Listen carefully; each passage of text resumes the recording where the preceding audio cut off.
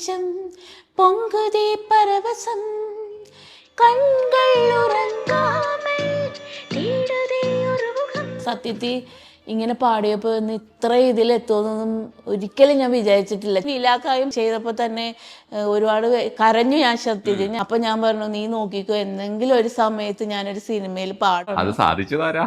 അത് അവൻ വഴിയാണ് സാധിച്ചത്. സത്യം. ഗൾഫിലുള്ള എൻ്റെ ഒരു ഫ്രണ്ട് പറഞ്ഞത്, അവിടെ ഉള്ള ഇതിലൊക്കെ ഈ പാട്ടാണ് അവരൊക്കെ കേൾക്കണേന്ന് കേൾക്കുമ്പോൾ നമുക്ക് ഒരുപാട് സന്തോഷമുണ്ട്. ആരും അറിയാതിരിക്കാൻ വേണ്ടിയിട്ട് രാത്രിയാണ് ഞാൻ ബുക്ക് ചെയ്തത് തന്നെ. ആരെങ്കിലും ഒക്കെ ഒന്ന് ചോദിക്കുവോ, പാടാൻ പറയുമോ എന്നൊക്കെ ഉള്ള.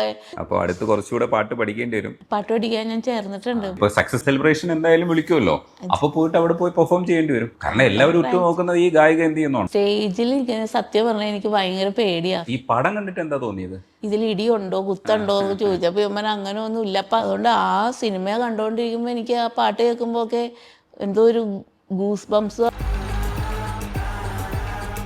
കണ്ണാളനേ எனது കണ്ണിൽ നീറ്റോടും കാണവില്ലേ.